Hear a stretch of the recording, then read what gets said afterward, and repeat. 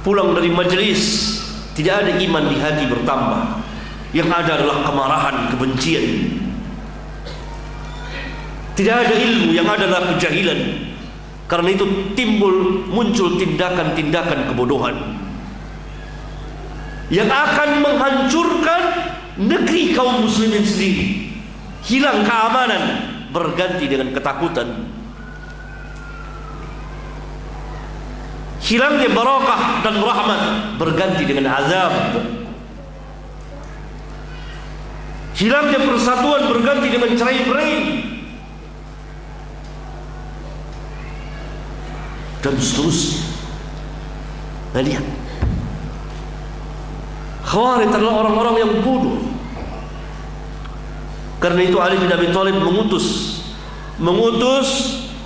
Ibnu Abbas untuk berjidal, berdebat dengan Khawarij yang ribuan orang banyaknya ketika itu.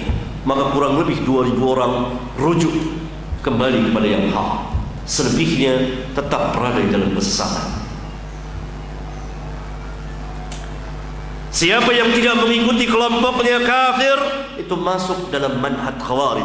Paling tidak terkena syubhat Khawarij. Berarti anak cucu Khawarij begitu banyak.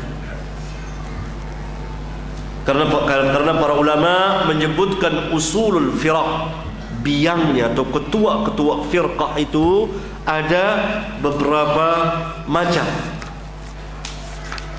Kan saya jelaskan di kitab saya ini di halaman 36 dan seterusnya, 37 dan seterusnya. Usul firaq, usul dasar-dasar yang dimaksud di sini adalah ketuanya firqah-firqah. Firqah-firqah yang lain bercabang dari firqah-firqah yang besar. Yang pertama dikatakan Rafidah atau Syiah, yang kedua Khawarij, yang ketiga Qadariyah, yang keempat Murji'ah. Ada yang menambahkan Jahmiyah dan Jabariyah. Jadi 6. Ini biangnya, ketuanya firqah-firqah. Yang lain bercabang dari sini, atau muncul firqah-firqah yang lain.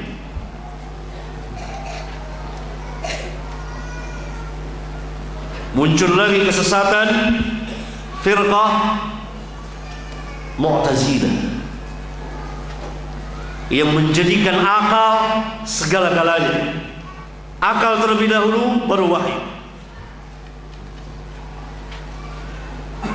Nah, anak cucunya berkembang terus sampai pada zaman ini.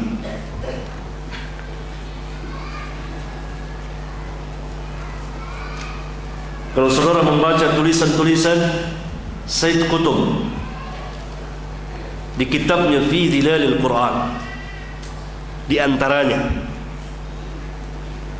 maka tulisan-tulisan beliau menimbulkan jamaah takfir, kelompok yang suka mengkafirkan, jamaah takfir. Beliau terkena syubhat Khawarij. Karena itu beliau menciptakan tauhid hakimiyah. Tauhid hakimiyah, yakni mengesahkan Allah dalam hukum. Yang dimaksud adalah kewajiban manusia mengikuti syariat Rabbul Alamin. Ini hak. Ini bukan tauhid yang berdiri sendiri, tapi tauhid ini, hakimiyah ini masuk ke dalam tauhid ubudiyah, peribadatan kepada Allah Jalla wa'ala. Yang kewajiban manusia bertahkim kepada kitab Allah dan sunnah Rasulullah sallallahu alaihi wasallam. Tetapi yang mereka maksudkan ini, salah satu tokoh Ikhwanul Muslimin ini, adalah pengkafiran kepada penguasa-penguasa muslim, bahkan pengkafiran kepada masyarakat kaum muslimin yang hidup di negeri-negeri Islam yang sebagiannya tidak berhukum dengan hukum Allah. Ini beliau tulis di kitab tafsirnya Fi Dhilalil Quran.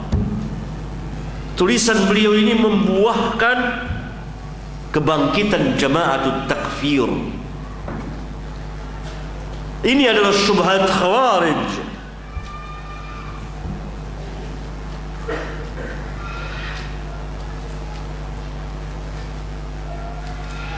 Demikian juga dengan Hizbut Tahrir. Ini adalah kelanjutan dari Mu'tazilah, karena asasnya adalah ar-ra'y, kemudian wahyu, dan penolakannya kepada hadis-hadis ahad sebagai dasar bagi akidah, dan penolakannya akan ada di azab dan nikmat kubur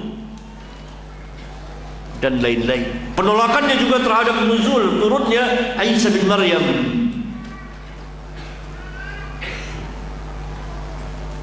Ini kelanjutan dari Mu'tazilah. Mu'tazilah mengatakan bahwa Allah berada di segala tempat, sama dengan firqah Jahmiyah yang menghilangkan sifat-sifat Allah. Lihat para sahabat ridwanullah alaihim jami'an, akidahnya asasnya adalah kitabullah dan sunnah, yang kedua-duanya adalah wahyu dari Rabbul Alamin. Di atas segala-galanya, akal dipergunakan untuk memahami wahyu, seolah-olah akal itu sebagai khadim, sebagai pembantunya wahyu, yang melayani wahyu. Wahyu ada dua, wahyu Al-Quran, wahyu As-Sunnah. Berbeda dengan firqah-firqah seperti Mu'tazilah, seperti Khawarij, Mu'tazilah, Jahmiyah, Asy'ariyah, Maturidiyah, falasifah, mutakallimin, dan seterusnya, sampai kepada Hizbut Tahrir. Semuanya mengasaskan, mendasarkan madhabnya, manhajnya, akal menjadi asas, baru wahyu.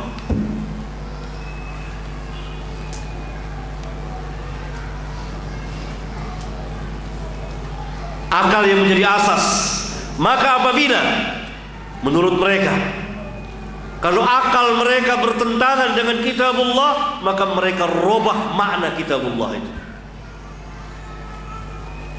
Kalau akal mereka bertentangan dengan hadis, maka mereka tolak hadis itu. Karena itu Mu'tazilah menolak seluruh hadis yang berbicara tentang azab dan nikmat kubur. Seluruh hadis yang berbicara tentang adanya takdir Allah Jalla wa'ala, mereka tidak mengimani, mereka tolak. Bahkan mereka celak sahabat yang meriwayatkannya, seperti Abu Hurairah radhiyallahu anhu dan lain-lain. Karena asasnya adalah akal berwahyu. Demikian juga Jahmiyah, demikian juga Murji'ah, yang menghilangkan sifat-sifat Allah Jalla wa'ala. Nah, pemahaman Jahmiyah, Mu'tazilah, Jahmiyah masuk ke dalam pemahaman Asy'ariyah, bukan Al-Imam Abul Hasan Al-Asy'ari. Harus kita bedakan antara Al-Imam Abul Hasan Al-Asy'ari dengan madhab Asy'ariyah.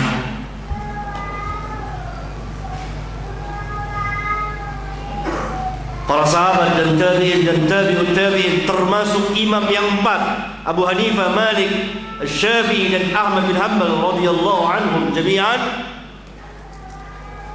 semuanya mengi'tiqadkan, meyakini Ar-Rahman 'alal 'arsy istawa.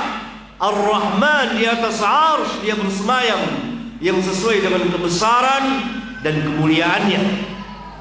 Mu'tazilah tidak. Khawarij, Mu'tazilah, Jahmiyah, Murji'ah dan lain-lain mengatakan Allah fi kulli makan, Allah berada di segala tempat. Maksudnya Allah dari apa yang mereka katakan. Yang dimaksud dengan istiwa, bersemayam, bukanlah secara